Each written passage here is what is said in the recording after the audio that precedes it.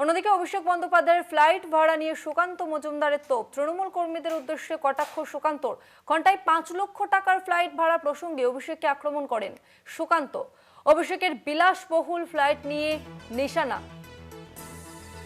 আমরা কথা বলবো, আমাদের সঙ্গে ফোন লাইনে রয়েছেন প্রতিনিধি মনা বীরবংশী। মনা, অভিষেক বন্দ্যোপাধ্যায়ের এই বিলাসবহুল ফ্লাইট নিয়ে আমরা দেখেছি কুণাল ঘোষ তিনি কটাক্ষ করেছেন, আর এবার সুকান্ত মজুমদার তিনিও কটাক্ষ করলেন। কি বলেন সুকান্ত মজুমদার? দেখো তসমিনা, তুমি জানো যে আজকে বিশ্ব যোগা দিবস গোটা দেশ জুড়ে মহা সমারোহে পালন হচ্ছে। ঠিক সেরকমই এদিন বোলপুরে আমরা দেখলাম কি ছবি, দেখলাম সুকান্ত মজুমদার কেন্দ্রীয় শিক্ষা প্রতিমন্ত্রী, তিনি বোলপুরের দুটি কর্মসূচিতে যোগ দিয়েছিলেন। একদিকে বিশ্বভারতী বিশ্ববিদ্যালয়ে তিনি যোগ দিবসে যোগ দিয়েছিলেন, অন্যদিকে তিনি বোলপুর সাংগঠনিক জেলায় যে যোগ দিবস পালন করা হচ্ছিল সেখানেও যোগ দিয়েছিলেন। দেখো, সেখানেই সংবাদ মাধ্যমের মুখোমুখি হয়ে কার্যত বেনজির আক্রমণ করেন অভিষেক বন্দ্যোপাধ্যায়কে সুকান্ত মজুমদার, সেটা কিন্তু বলা যেতে পারে।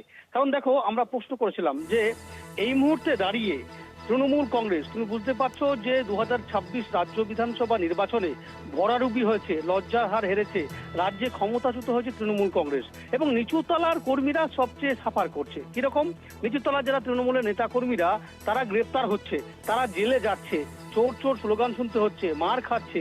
কিন্তু দেখা যাচ্ছে এই নিচুতলা তৃণমূল কর্মীরা আদালতে যে মামলা লড়ার জন্য তাদের কাছে অর্থ পর্যাপ্ত পরিমাণে নেই। ঠিক সেই জায়গায় দাঁড়িয়ে তাদের দলের সর্বভারতীয় যে সাধারণ সম্পাদক একসময় ছিলেন অভিষেক বন্দ্যোপাধ্যায়, সাংসদ, তিনি দিল্লি যাচ্ছেন কিসে? চ্যাটার্ড ফ্লাইটে। এবং সেই ফ্লাইটে ভাড়া কত? ঘন্টায় 5 লক্ষ টাকা ভাড়া, অর্থাৎ লক্ষ লক্ষ টাকা ভাড়া। ঠিক এমতো অবস্থায় সুকান্ত মজুমদার কটাক্ষ করেন যে নিচুতলার কর্মীরা যখন কেস লড়ার জন্য পয়সা নেই, তখন তাদের নেতা অভিষেক ব্যানার্জি যাচ্ছে দিল্লি লক্ষ লক্ষ টাকা খরচা করে বিমান ভাড়া দিয়ে। তাহলে আমি বলবো সেই সমস্ত তৃণমূল কর্মীদের যে সেই বিমানের, অর্থাৎ অভিষেকের যে ফ্লাইট উড়ান, সেই উড়ানের হয় পাখা খুলে নিয়ে আসুক, না হয় চাকা খুলে নিয়ে আসুক, আর যদি তাও না পায় তাহলে অভিষেক বন্দ্যোপাধ্যায়ের প্যান্ট জামা খুলে নিয়ে আসুক নিচুতলার তৃণমূলের কর্মীরা। এমনটাই সুকান্ত মজুমদার, রাজ্য বিজেপির প্রাক্তন সভাপতি তথা কেন্দ্রীয় শিক্ষা প্রতিমন্ত্রী, তিনি অভিষেক বন্দ্যোপাধ্যায়ের সেই ফ্লাইট প্রসঙ্গে বেনজির আক্রমণ এবং কটাক্ষ করে, সেটা কিন্তু বলা যেতে পারে।